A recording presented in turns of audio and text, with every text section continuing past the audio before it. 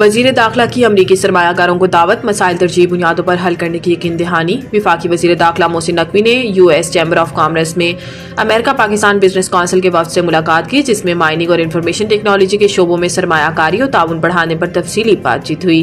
وزیر داخلہ نے کانکونی اور IT سیکٹر میں امریکی سرمایہ کاروں کو سرمایہ کاری کی دعوت دی اور کہا کہ US Pakistan business council Pakistan میں سرمایہ کاری کی بے پناہ مواقعوں سے فائدہ اٹھا سکتی ہے۔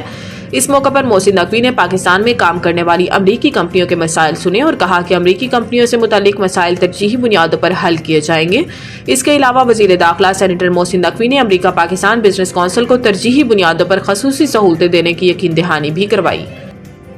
برآمد کنندگان اور پرچون فروش کے مقابلے میں تنخواہ دار طبقے کا ٹیکس میں حصہ 300% سے زائد۔ برآمد کنندگان اور ریٹیلرز کی مشترکہ ٹیکس کے مقابلے میں بھی تنخواہ دار طبقے نے پہلے 6 ماہ جولائی تا دسمبر کے دوران زیادہ انکم ٹیکس ادا کیا۔ IMF کے مطالبے خاص طور پر وہ افراد جو ماہانہ 5 لاکھ سے 10 لاکھ روپے یا اس سے زیادہ تنخواہ حاصل کرتے ہیں، ان کے لیے تنخواہ دار طبقے کے ٹیکس سلیبس کی شرح کو بڑھایا گیا۔ موجودہ رفتار کو مد نظر رکھتے ہوئے یہ پاکستان کی تاریخ کا پہلا مالی سال ہوگا جب حکومت تنخواہ دار طبقے سے 30 جون 2025 تک قومی خزانے میں 500 ارب روپے کی خطیر رقم جمع کرنے پر مجبور کرے گی۔ FBR نے گزشتہ مالی سال کے دوران جو 30 جون 2024 کو ختم ہوا، تنخواہ دار طبقے سے 367 ارب روپے جمع کیے تھے۔ اب IMF کے $7 ارب کے ایکسٹینڈڈ فنڈ فیسلٹی کے تحت زیادہ آمدنی والے سلیبس کے لیے ٹیکس کی شرح 40% تک بڑھا دی گئی ہے، جس کا نتیجہ تنخواہ دار طبقے پر مزید بوجھ کی صورت میں نکلا۔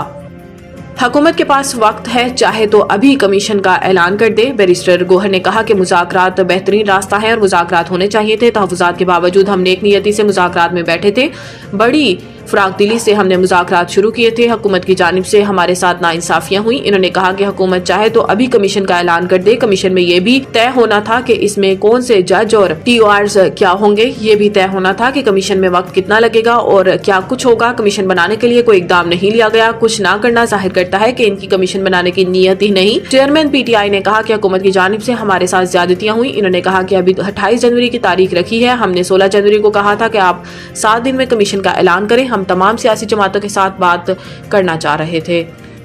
ہفتہ وار مہنگائی دہائی کی کم ترین سطح تک پہنچ گئی، 3% سے نیچے آنے کا امکان۔ تفصیلات کے مطابق پاکستان میں مہنگائی کے دباؤ تیزی سے کم ہوتے نظر آ رہے ہیں، جیسا کہ حساس قیمتوں کے اشاریے SPI نے 23 جنوری کو ختم ہونے والے ہفتے کے لیے سالانہ بنیادوں پر صرف 0.52% اضافہ ریکارڈ کیا۔